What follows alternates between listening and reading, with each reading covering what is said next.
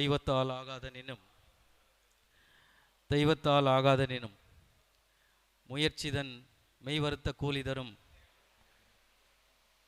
சொல்லி சென்றிருக்கிறார். தமிழகத்தின் அடையாளம், உலகத்துக்கெல்லாம் பொதுமறையை போதித்த திருவள்ளுவர் பெருமகான். அந்த முயற்சிகளை நாம் தொடர்ந்து எத்தனை இடையூறுகள் வந்தாலும் தொடர்ந்து இந்த நிகழ்ச்சி ஆரம்பத்திலிருந்து இப்போது வரை சிக்கல்கள் இன்னல்கள் வந்தாலும் தொடர்ந்து முயற்சி கொண்டிருக்கிறோம்.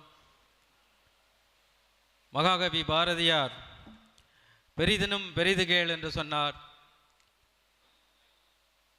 இந்தியாவின் வரைபடத்திலே தென்கோடியிலே, தென்காசினா எங்கே இருக்கு அப்படின்னு கேட்குற இடத்துல பொதுவாக இந்த மாதிரி கண்காட்சிகள் பெருநகரத்திலே நடந்து கொண்டிருக்கும் போது ஒரு சிறு நகரத்தில் இந்த மாதிரி ஒரு முயற்சியை வர்த்தக கண்காட்சி, அதாவது பொருட்காட்சி இல்லாமல், ஒரு ஷாப்பிங் எக்ஸ்போவாக இல்லாமல் வர்த்தக நிறுவனங்களை இங்கே கொண்டு வந்து தொழில் முனைவோரை ஒருங்கிணைக்க வேண்டும், அதன் மூலம் தென்காசி வளர வேண்டும் என்ற ஒரு முயற்சியில் இரண்டாவது முறையாக தென்காசியிலே தொழில் மற்றும் வர்த்தக கண்காட்சியை இன்று தொடங்கி வைத்து நடத்தி கொண்டிருக்கிறோம். நான் இன்னல்கள் இடங்கள் சற்று எதிர்பாராத விஷயங்கள் என்று சொன்னேன். இந்த அரங்கத்தில் விளக்கு திடீர்னு கரண்ட்டு கொஞ்சம் ட்ரிப்பாக இருக்கிறது, நீங்கள் பொறுத்தருள வேண்டும். அதை சரி செய்வதற்கு முயற்சி செய்து கொண்டிருக்கிறார்கள். இது பொருட்காட்சி இல்லை, கண்காட்சி, தொழில் முனைவோரின் கண்காட்சி அப்படிங்கிறதுனால நம்ம ஆர்கனைசிங் டீமோட மொத்த எஃபோர்ட்டும், மொத்த முனைப்பும், மொத்த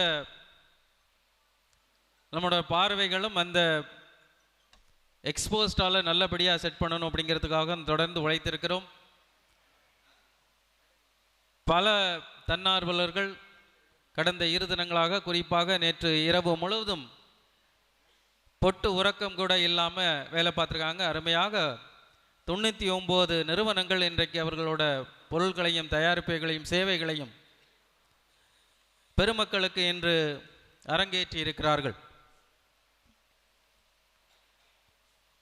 தென்காசி அப்படின்னாலே நான் சொன்னது போல தென்காசியில் வரைபடத்தில் எங்கே இருக்குது அப்படின்னு நீங்கள் அப்படியே சென்னை போனாலும் சரி, குற்றாலம் தெரிந்தவர்களுக்கு தென்காசி தெரியவில்லை. சில வருடங்களுக்கு முன்பு வரை இன்றைக்கி டெல்லி போனீங்கன்னா தென்காசி தெரியாமல் இருந்தது. பெங்களூர், சென்னை போனாலும் தெரியாத இருந்த ஒரு சிறு நகரத்தை இன்றைக்கு உலக வரைபடத்திலே உலகம் முழுக்கும் தென்காசி என்கிற நகரை தெரியப்படுத்தி வைச்சிருக்கிற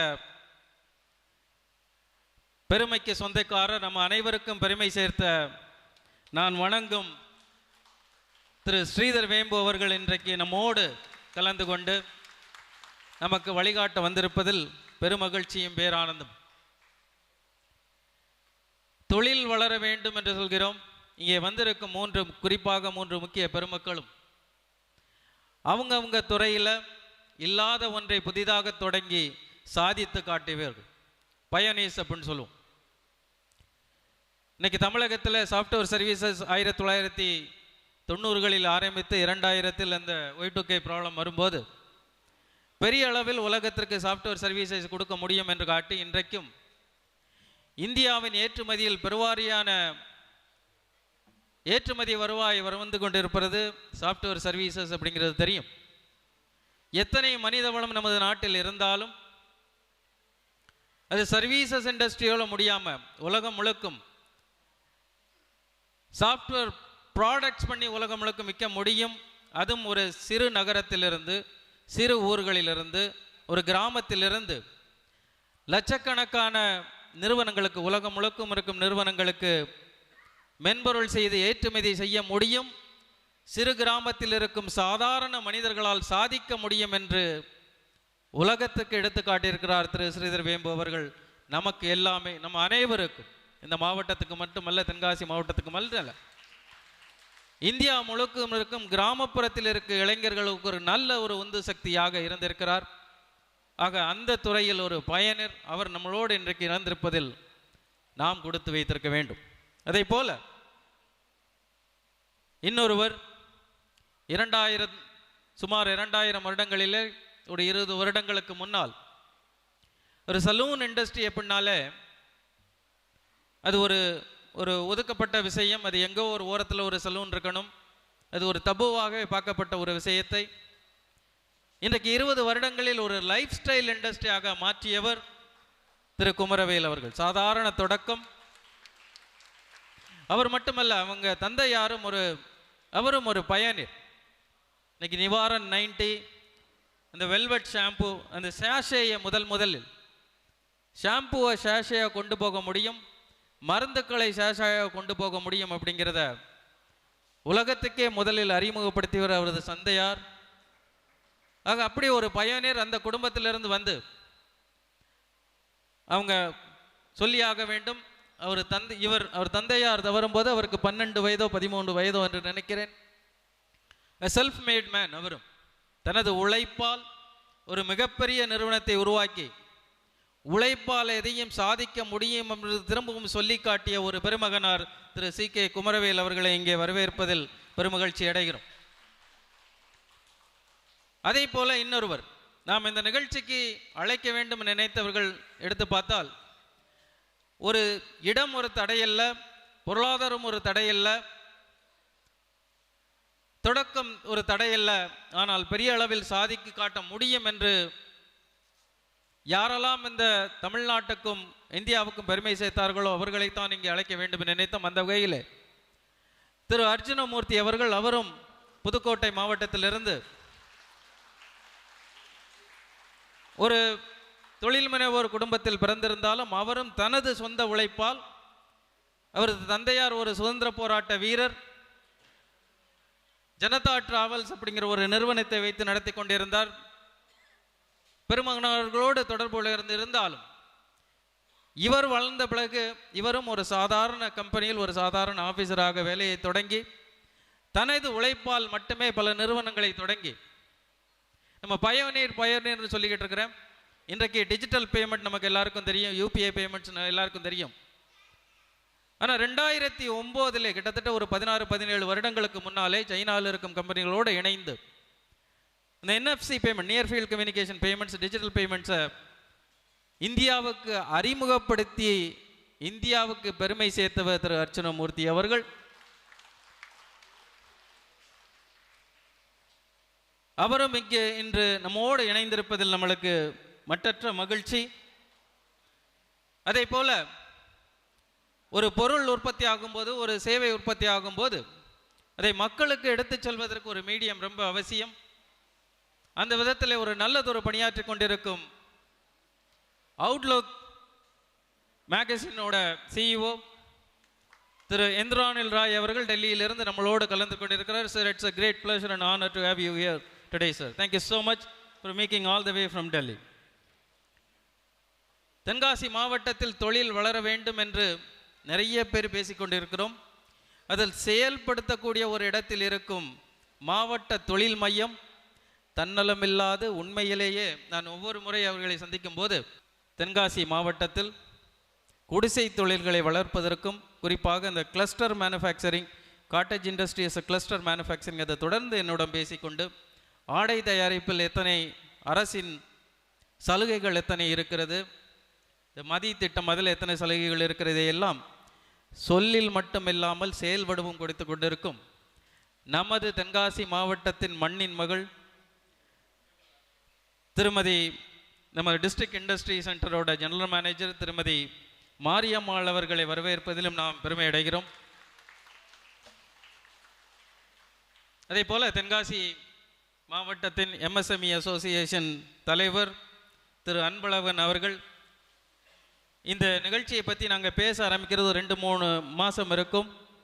மிக கடின உழைப்பாளி அவர், ஒரு தொழிலதிபர். அரிசி ஆலையை பொறுத்த மட்டுக்கும் தென்காசி மாவட்டத்தில் பேர் போனவர். தமிழ்நாடு MSME அசோசியேஷனோட ஒரு ஆஃபீஸ் பேரராகவும் இருக்கிறார். அவ்வளவு எளிமையான மனிதர். இந்த நிகழ்ச்சியும் இந்த கண்காட்சியும் கொண்டு சேர்ப்பதில் ஒரு முக்கிய பங்காற்று கொண்டிருக்கும் திரு அன்பழகன் அவர்களுக்கு எனக்கு மனமார்ந்த நன்றி இந்த நேரத்திலே.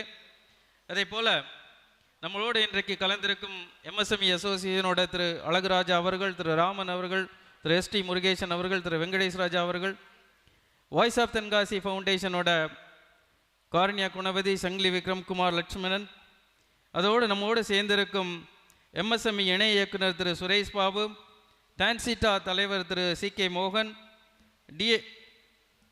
சிட்பியோட பொது மேலாளர் பிரபாகர் பிரவீன்குமார், டிஏஏசி திருநெல்வேலியோட பொது மேலாளர் திருமதி கஸ்தூரி, தமிழ்நாடு மெர்கண்டைல் பேங்க் மண்டல தலைவர் திரு சக்திவேல், ஐஓபியோட மூத்த மண்டல மேலாளர் திரு பாஸ்கரன், டான்சிட்டா துணை தலைவர் திரு ரகுநாத ராஜா, மாவட்ட முன்னோடி வங்கி மேலாளர் திரு கணேசன், எம்எஸ்எம்இ டிஎஃப்ஓ உதவி இயக்குனர் திரு சிமியோன், ஸ்பைசஸ் போர்ட் உதவி இயக்குனர் திரு செந்தில்குமரன், ஃபியோ உதவி இயக்குனர் திரு ஜெபக்குமார் அண்ட் தெம்சியாவோட செயலாளர் திரு செந்தில் கணேசன், உங்கள் அனைவருக்கும் இந்த நேரத்திலே நன்றியும் வாழ்த்துக்களும் பாராட்டுக்களும் இங்கு வந்து சிறப்பித்தும் இருக்க உங்கள் அனைவருக்கும் எனது அன்பான வரவேற்பையும் தெரிவித்துக் கொள்கிறோம். நிறைய பேர் பேச இருக்கிறாங்க, அதனால சுருக்கமாக முடிச்சுக்கிற பார்க்குறேன். பட் இந்த நிகழ்ச்சி ஏன் இதை நடத்துகிறோம் அப்படிங்கிறத ஒரு 2 நிமிஷம் சொல்லணும்னு நினைக்கிறேன். 2023 இங்கே ஸ்டார்ட் அப் தென்காசி அப்படிங்கிற ஒரு நிகழ்ச்சியை நடத்தினோம். உங்கள் அனைவருக்கும் தெரியும். தென்காசி மாவட்டத்தில் தொழிலை வளர்க்க வேண்டும் என்ற எண்ணத்தில் விவசாயம் தாண்டி மற்ற தொழில்களை இங்கே கொண்டு வரும் எண்ணத்தில் இதை நடத்தினோம். அதே போல் 2023 எம்எஸ்எம்இ அசோசியேஷனும் ஒரு கண்காட்சியை நடத்தினார்கள். போன்ற வருடம் தேர்தல் காலம் மற்ற காலங்களிலாம் நாம் நடத்த முடியவில்லை. இந்த வருடம் தென்காசி மாவட்டத்தின் வளர்ச்சியை முன்னேற்றி இருக்கிற இந்த 2 நிறுவனங்களும் இணைந்து இந்த கண்காட்சியையும் கருத்தரங்கத்தையும் ஒன்றாக நடத்த வேண்டும் என்று முன்னெடுப்பு எடுத்திருக்கிறோம். தென்காசி மாவட்டத்தை பொறுத்த மட்டும் பார்த்தீங்கன்னா கிட்டத்தட்ட ஒரு 15 லட்சம் மக்கள் இருக்கிறோம். இந்த 15 லட்சம் மக்கள் இருக்கிற அந்த மாவட்டத்தில் கிட்டத்தட்ட ஒரு 30,000 ரெஜிஸ்டர்டு எம்எஸ்எம்இஸ் இருக்கிறாங்க. ஆனால் ஆக்டிவாக இருக்கிறது பார்த்தீங்கன்னா ஒரு 343 எம்எஸ்எம்இ தான். இந்த தென்காசி மாவட்டத்தில் மட்டும் படித்த கிராஜுவேட்ஸ் 3 லட்சம் பேருக்கு மேலே இருக்கிறாங்க, வேலை இல்லாமல் இருக்கிறாங்க. 90% மேற்பட்ட தென்காசி மக்கள் விவசாயத்தை சார்ந்து மட்டுமே இருக்கிறோம். தென்காசி மாவட்டத்தில் தொழில் அப்படின்னு எடுத்துக்கிட்டோன்னா நம்ம பாவூர் சத்திரம் இந்த பகுதியில் அரிசி ஆலைகள் பெருசாக இருக்கிறது. அரிசியை தமிழகம் எங்கும் உலகம் முழுக்கும் எக்ஸ்போர்ட் பண்ணுறோம். சங்கரன் கோயில் பக்கத்தில் பார்த்திங்கன்னா சர்ஜிக்கல் காட்டன், இந்த டெக்ஸ்டைல்ஸு, ஹேண்ட்லூம்ஸ் அந்த தொழில்கள் இருக்கிறது. குருவிகுளம் பக்கத்தில் மேட்ச் ஃபேக்ட்ரிஸ் அந்த மாதிரி அந்த சிவகாசியை ஒட்டி வர்றதுனால அதெல்லாம் இருக்குது. தரணி சுகர்ஸ் வாசுதேவன் உள்ள உங்களுக்கு தெரியும், இன்றைக்கு ஆப்ரேஷன் இல்லாமல் இருக்குது. புளியங்குடி லெமன் அதை சார்ந்த விவசாய பொருட்கள் உங்களுக்கு தெரியும். செங்கோட்டை கடையம் பார்டர் எடுத்துக்கிட்டிங்கன்னா இந்த சாமல் இதெல்லாம் இருக்குது. ஒரு மாவட்டம், எனது குருநாதர் திரு ஸ்ரீதர் வேம்பு அவர்கள் அடிக்கடி சொல்வது, அந்த எக்ஸ்போர்ட் இம்போர்ட் இம்பேலன்ஸ் இந்தியாவுக்கு மட்டும் பார்க்கக்கூடாது, ஒவ்வொரு மாவட்டத்திலும் ஒவ்வொரு கிராமமும் தன்னிறைவு பெற்ற கிராமமாக இருக்க வேண்டும் என்று சொல்வார். நாம் வாங்குவதும் நாம் விற்பதும் சமமாக இல்லை என்றால் நாம் கடலில் தான் இருப்போம் அப்படிங்க. அவர் தொடர்ந்து சொல்றது, விலை உயர்ந்த பொருட்களை நாம் வாங்கி கொண்டிருக்கிறோம், எலக்ட்ரானிக் பொருட்கள் மற்ற பொருட்கள் எல்லாம், அரிசி பருப்பு இந்த மாதிரி போன்ற விஷயங்களை நம்ம ஏற்றுமதி செய்து கொண்டு இருக்கிறோம். அப்போ நம்ம 10 ரூபாய்க்கு இறக்குமதி பண்ணுற இடத்துல வாங்குகிற இடத்துல 1 ரூபா தான் ஏற்றுமதி பண்ணுறோம். இப்போ தொடர்ந்து அந்த கிராமம் தன்னிறைவு பெற்ற கிராமமாக இருக்காது அப்படின்னு சொல்லிக்கிட்டு இருப்பார். இன்றைக்கு தென்காசி மாவட்டத்தை பொறுத்த மட்டும் பார்த்திங்கன்னா நம்ம அதிகமாக எக்ஸ்போர்ட் பண்ணுறது கயிறு தொழில்கள், கயிறு தொழிற்சாலை. அதுலேயும் மொத்தமாக எவ்வளோ எக்ஸ்போர்ட் பண்ணுறோம் அப்படின்னு பார்த்தீங்கன்னா 10 கோடி ரூபாய்க்கு தான். 15 லட்சம் மக்கள் இருக்கிற ஒரு மாவட்டத்தில் 10 கோடி தான் நம்ம எக்ஸ்போர்ட் பண்ணுறோம். மீதி நான் சொன்ன விஷயங்கள்லாம் பெருவாரியான இதுக்கும் கம்மியான எக்ஸ்போர்ட்ஸ் தான் இருந்துக்கிட்டு. அப்போ இங்கேருந்து எக்ஸ்போர்ட்ஸை எப்படி அதிகமாக்குறது அப்படிங்கிற நாம் மட்டும் யோசிக்கலை, ப்ரைவேட் இண்டஸ்ட்ரீஸ் மட்டும் யோசிக்கலை, ப்ரைவேட் ஆர்கனைசேஷன் மட்டும் யோசிக்கலை, கவர்மெண்ட்டும் யோசிக்கிறோம். ஒரு 2 மாதங்களுக்கு முன்னால் நம்மளோட தென்காசி கலெக்டரேட் ஒரு எக்ஸ்போர்ட் ஆக்ஷன் பிளான் அப்படிங்கிற ஒரு ரிப்போர்ட்டை கொடுத்துருக்குறாங்க. அதில் அவங்க சொல்கிற விஷயம், இந்த தென்காசி மாவட்டம் முன்னேற வேண்டும் அப்படின்னா எக்ஸ்போர்ட்டை அதிகப்படுத்துறதுக்கு என்ன கேப் இருக்குது அப்படின்னு ஒரு 4 விஷயமான திட்டங்களை 4 விஷயமான காரணிகளை சொல்லியிருக்கிறார்கள். சொல்லியிருக்கிற முதல் விஷயம் இங்கே ஸ்கில் டெஃபிஷியன்சி. இங்கே தொழில் பற்றிய ஒரு விழிப்புணர்வு, நவீன தொழில்களை தெரிந்தவர்கள், பயிற்சி பெற்றவர்கள் இங்கே ஸ்கில் டெஃபிஷியன்சி இருக்குது அப்படின்னு நம்மளுக்கு எல்லாம் தெரிஞ்ச விஷயம்தான்.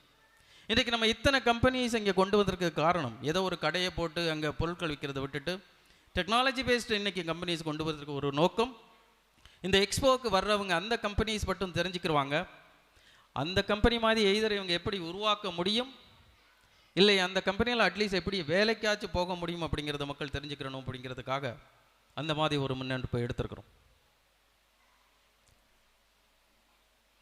இந்த அலைடு இன்ஃப்ராஸ்ட்ரக்சர் இப்போ ஒரு எக்ஸ்போர்ட் பண்ணணும்னா அதுக்கான டெஸ்டிங் ஃபெசிலிட்டிஸ், மானிட்டரிங் கமிட்டி, இந்த மாதிரி விஷயங்களும் இங்கே இல்லை அப்படின்னு சொல்கிறாங்க. இன்வெஸ்ட்மெண்ட் இங்கே பெருசாக வரணும் அப்படின்னு சொல்கிறாங்க. இன்வெஸ்ட்மெண்ட் பொறுத்த மட்டுக்கும் உலகத்தில் தொழில் பண்ண நினைக்கிறவங்களுக்கு, சரியான தொழில் பண்ண நினைக்கிறவங்களுக்கு இன்வெஸ்டர்ஸ் எப்போவுமே காத்துட்டு தான் இருக்கிறாங்க. நம்ம சரியான இடத்துல சரியான நேரத்தில் சரியான முறையில் பிச் பண்ணணும் அப்படிங்கிறதுக்காகவும் அந்த ஒரு விழிப்புணர்வையும் கொண்டு வர வேண்டும் அப்படிங்கிறதுக்காகத்தான் இந்த முன்னெடுப்பு. இந்தியாவில் கிட்டத்தட்ட ஒரு 788 மாவட்டங்கள் இருக்கிறது. நாங்கள் தொடர்ந்து சொல்லிக்கொண்டே இருக்கிறோம், இன்னும் 5 to 10 வருடங்களில் தென்காசி மாவட்டம் இந்தியாவில் முதன்மையான மாவட்டமாக வரும் என்ற நம்பிக்கை எமக்கு இருக்கிறது. ஒரு சங்கல்பமாக எடுத்திருக்கிறோம். அது இங்கே இருப்பவர்களோட நம்பிக்கைன்னு இல்லை, உங்கள் மேலே வச்சிருக்க நம்பிக்கையில். தென்காசி மாவட்டத்தில் இருக்கவங்க பொதுவாக பார்த்தீங்கன்னா, நீங்கள் யார்கிட்ட போய் கேட்டாலும் கடினமான உழைப்பாளிகள்.